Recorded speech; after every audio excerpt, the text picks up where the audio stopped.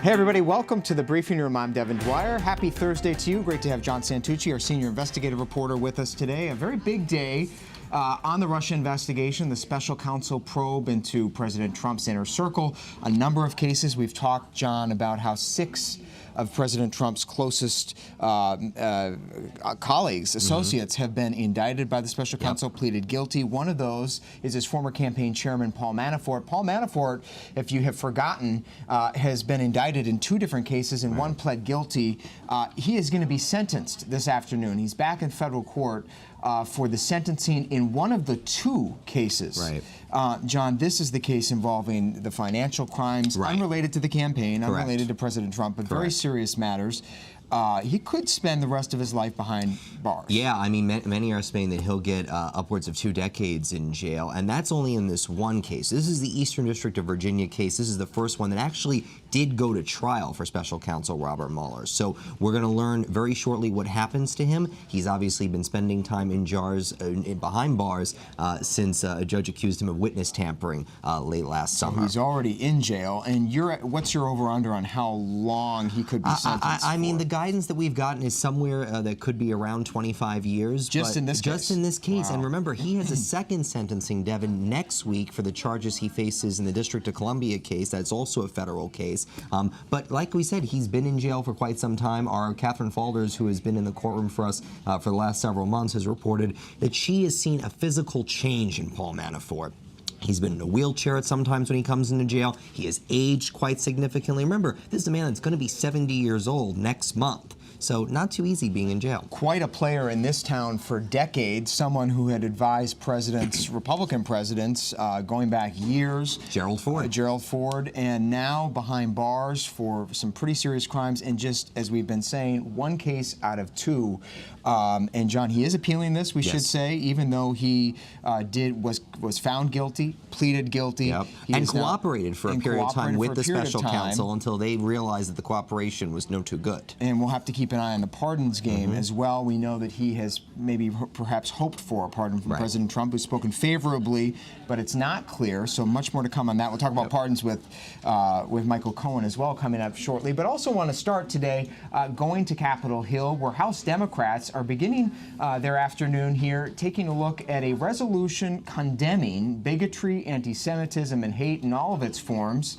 A sort of unusual act that you would think your members of Congress would have to take, but this is a fallout from some controversial comments made by Minnesota Congresswoman Ilhan Omar, specifically related to Judaism. John, this is something, not the first time she's been in hot water. She's a freshman Congresswoman, one of the first 2 women Muslim Congresswomen on Capitol Hill, and this has set off quite a delicate dance for the Democratic Party. Yeah, and really hard also for Speaker Nancy Pelosi, because this is a congresswoman that represents this new emerging, growing base of the new Democratic Party. So what do they do about this? We're going to see what happens in this floor vote here. But, you know, many are saying, how do they not come out and condemn what she has done? We know the congresswoman has been quite definitive and is not backing down. And she doesn't believe that there is anything to apologize for. Remember, she came out and attacked AIPAC. So really going to see where this develops over the next little bit. And one of the critics of Congresswoman Omar, and a colleague, fellow Democrat of her, joins us now live from Capitol Hill,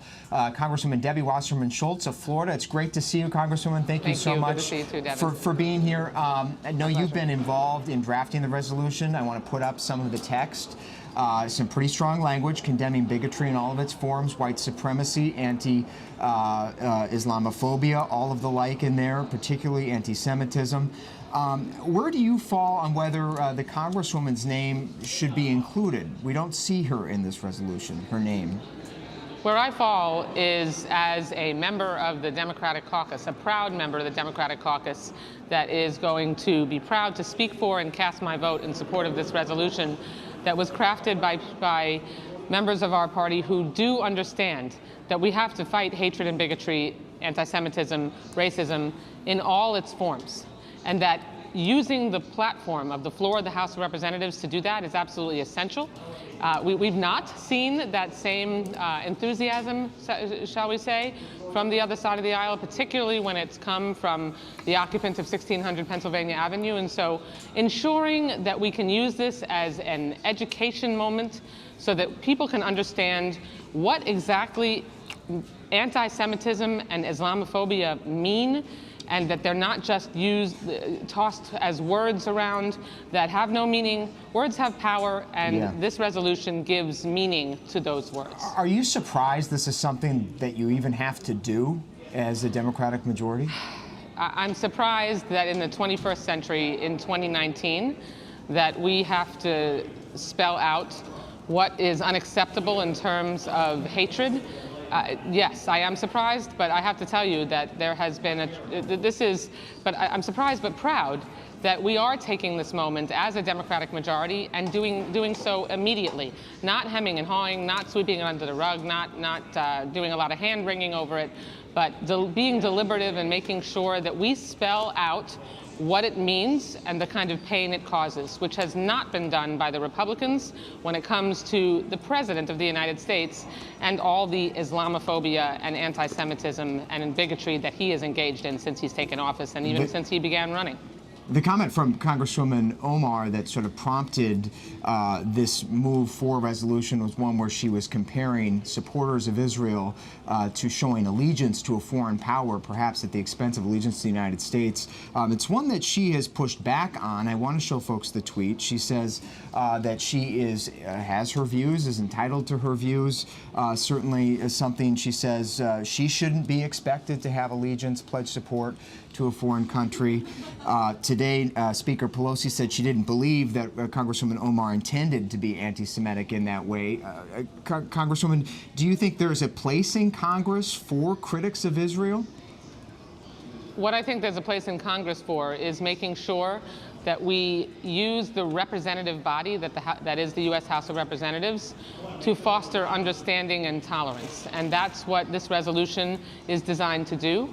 It's important that we make sure that throughout our history, as we have seen all the way back to Japanese Americans during World War II, out of fear of the Japanese, they were rounded up and imprisoned against their will.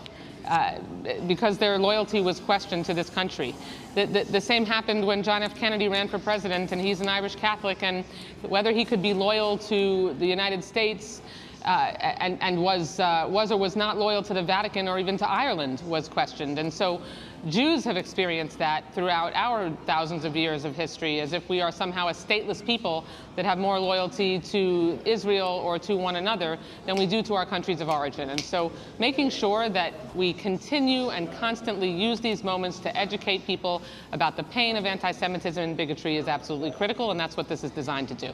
A big vote upcoming this afternoon on that resolution. Congresswoman Debbie Wasserman Schultz of Florida, it's great to hear your perspective. Great to have you here. Thanks so much for your time. My pleasure. Appreciate it very much. And moving on, John, you know, off Capitol Hill, a lot of attention on President Trump's former inner circle now beginning to speak out overnight. If you haven't been paying attention, we heard for the first time from former Chief of Staff John Kelly, the general, who was sort of stabilized the ship in the West Wing, if you will, when he came in after Reince Priebus. Then he left after so much controversy. The president soured on him. He was at Duke University overnight. What struck you from this first speaking out? Oh, I think telling Mick Mulvaney to run for it, among everything else, the man who succeeded him in his position. I mean, look, there's so much that we want to know about John Kelly, right? He is the longest surviving chief of staff in this young Trump administration, which isn't saying a lot considering how long some people have lasted. But look, the fact that he said if Hillary Clinton was president, he would have got up and served. He really believes in duty to country. But I do just think the fact that he would not go anywhere near questions about Jared Kushner's security clearance after that New York Times memo saying that he wrote it. He was allegedly central to getting clearance for the president's two closest advisors, his son-in-law, his daughter, Ivanka Trump. That was largely at the behest of John Kelly. Interesting. We'll have to wait to see until he writes his tell-all book, perhaps. We'll see. But it's still the fact that you know most former administration officials, to your point, emerge with a book, emerge with a big sit-down interview or something like that. It's really stunning to think right now where we are that John Kelly instead is out just giving lectures, giving talks. No video allowed from this, only audio from folks in the room. It's really a different tactic we're seeing. But very significant nonetheless. Our White House reporter Jordan Phelps has been over there trying to gauge reaction in the West Wing today to what John Kelly said overnight. Jordan, what have you been hearing over there from folks to what John Kelly has had to say? Yeah, Devin, it was fascinating to hear from Kelly. And as John said, this is a different tack. We're not seeing him, going out and writing a book, but we are very much seeing him really trying to shape the narrative, right, of his time at the White House, really striking a diplomatic tone, but also exposing some daylight between him and the president, saying that basically he disagreed on some of the most controversial policies that we've seen come through this White House on his watch, specifically, Devin, on that very controversial zero-tolerance policy that resulted in the separation of migrant families. Kelly placed full blame on the shoulders of former Attorney General Jeff Sessions. Take a listen. The big separation of families thing that happened was a decision made by the Attorney General. It was his decision to make. And it kind of surprised us. It certainly caught DHS flat-footed and HHS, Health and Human Services, flat-footed. So that's if the families come as a unit. And I won't get into why they come as a unit and how they're trafficked and everything, but it's a way to, very shortly, it's a way to get around our laws. So, Devin, you hear Kelly there saying he was caught flat-footed, but this is being roundly criticized by a lot of people as an attempt at revisionist history on Kelly's part. As you'll remember, Devin, he was one of the administration's vocal defenders of that policy at the time and said it was a tough deterrent to illegal immigration. Yeah, it was sort of that was a shocker, John, to hear the separation of families, which of course was in the spotlight yesterday with Secretary Nielsen, his sidekick on Capitol Hill, taking all the heat for it. Not even sidekick though, protege.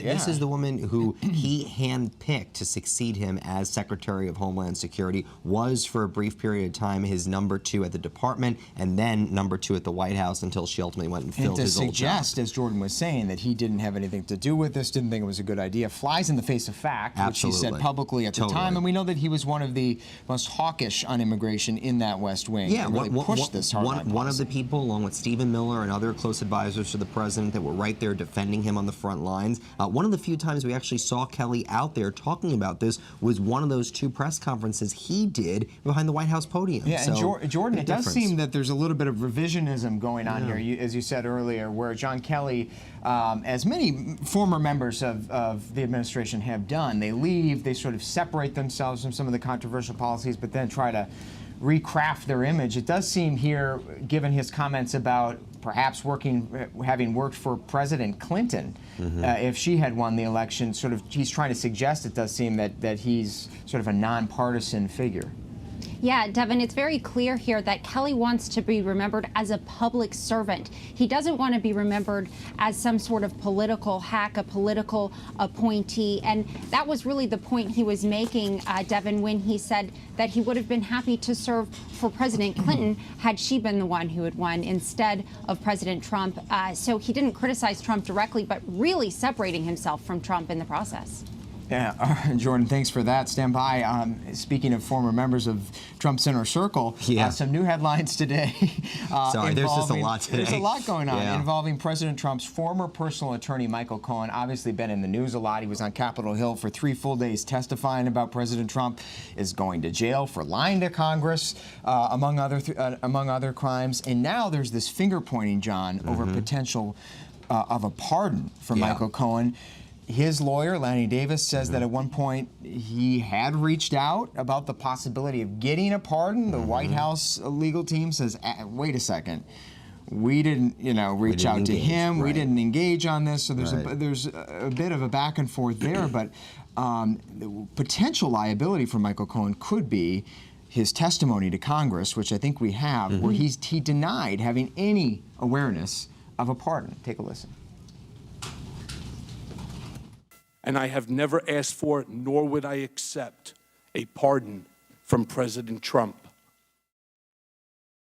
There's 2 streams of reporting from ABC News. So first, Lanny Davis, as you mentioned, is on the record saying now that early on in the process, while Cohen was still part of the joint defense agreement with all the other team members that have been involved in the special counsel's lawsuit, that there was a reach out at his request to the Trump legal team to discuss a pardon. Now, the Trump legal team, as you said, completely rejects that, said they did not engage in any conversations about pardons, said and done, move over. Second piece of reporting from our team here that we story actually broke first yesterday, is that after Cohen left the joint defense agreement with the Trump legal team, apparently, according to our sources, there was a contact by attorneys close to Rudy Giuliani to keep Cohen in the tent. So we're told. Keep him talking, keep a line of communication. Could that have maybe led to a pardon? Maybe, don't know, not clear. So two but very still different timelines. and two different sets of players. Right. But just this idea that the pardons were possibility of a discussed pardon was potentially, yes. discussed in some way. Who initiated, perhaps, is still going to be in dispute. Absolutely. But that's very interesting. And meanwhile, to button all of this up. Yeah, we got a third one. I mean, my gosh, Michael Cohen now on the way to prison, which he is. Yep, 2 months to go. Very soon.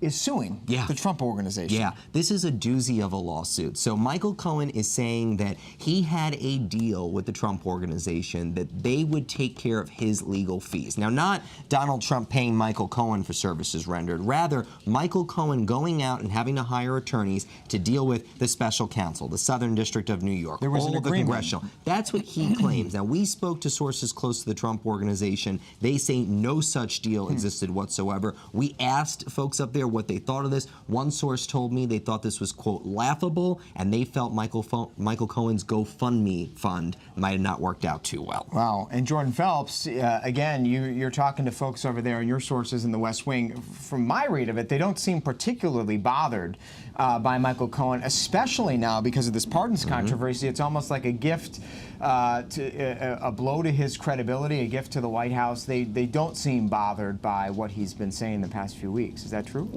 Yeah, Devin, the White House is all too happy to point outside the walls of 1600 Pennsylvania Avenue when it comes to Michael Cohen and point to outside counsel. But President Trump is clearly irritated about this. Devin, he got a question about Michael Cohen in the Oval Office today, and he only responded with a very loud thank you, which is President Trump's signal for I'm not answering that question.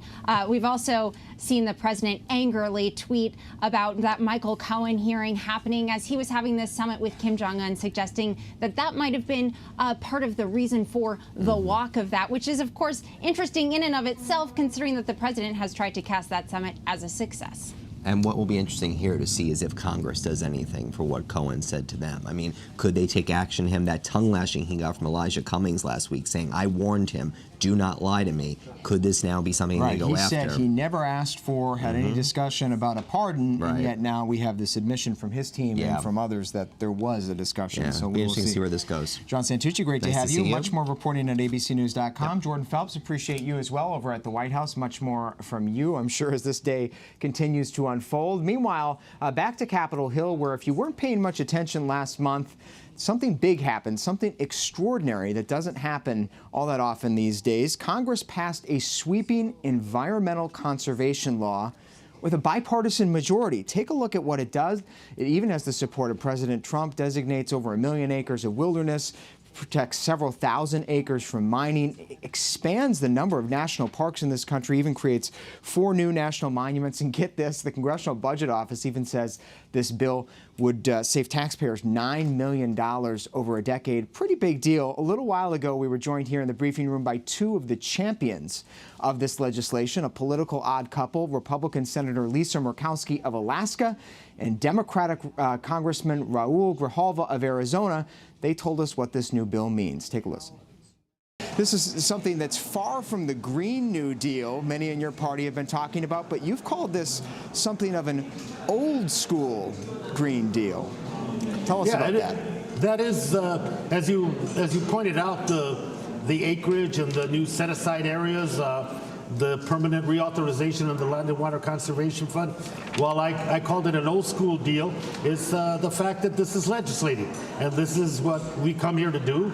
Many of these pieces of legislation that are part of the whole package have been around for 10 years, and through the leadership of the good senator and the participation of all, we found common ground, we compromised, and we have a bipartisan package that passed overwhelmingly in the House and in the Senate. And we can't underscore enough how sweeping this bill is, and it did pass the Senate, as you said, 98-2, which is no small thing these days. Senator Murkowski, I wanted to ask you what the secret was to achieving so much land conservation here at a time when this administration in particular particular has been focused on rolling back protection of public lands. So it was bipartisan, bicameral. It was good old-fashioned legislating that brought in not only those who are focused on the conservation side, but those who are focused on just efficiencies with land management, economic benefit to communities, help for our sportsmen and women around the country while we deal with water and land issues. You've been very outspoken about the need to protect the environment, talked about the impacts of climate change, talked about the need to do something. Also, though, supporting the fossil fuel industries, a big deal in your state, of course. Yes. How do you bridge the gap, Senator Murkowski, between preserving, advocating, addressing climate change, and also supporting that industry? Where is there common ground? How can you find compromise with Democrats on that? Well, one of the things that you have pointed out, there are areas of withdrawal within this measure, some wilderness creation, but keep in mind, we did this the right way. We did this through the legislative process that gained the support of the lawmakers from the respective states, working, whether they were their governors, state legislators, senators, or congressmen here. That is how you bring about these designations, is through that consensus process where it comes literally from the ground up. You have proven with this legislation you can work together to get it done. I want to ask you about next steps, what you could do going forward, and specifically want to ask you both about the topic that's in the news so much right now, the Green New Deal. Congressman Grijalva, that's something you support, calls for eliminating fossil fuels, among other things. We'll remind people here on the screen what some of the provisions are. Is it realistic? Do you think that this is a package, a resolution, an idea that you can begin as a launch point for with Republicans? Let me tell you how I see that resolution, and not necessarily the manifesto that was attached to it, because that's not what we voted on. We voted on a resolution for the Green New Deal, and that New Deal basically is it's the aspiration, it's the goal, and I think that each committee in the House is now going to be responsible for filling in the blanks.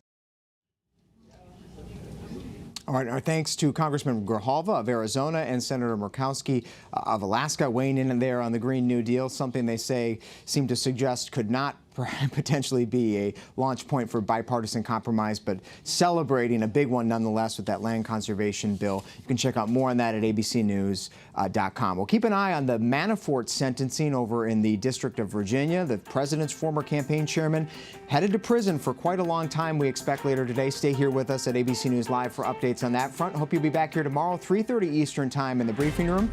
I'm Devin Dwyer in Washington. We'll see you then.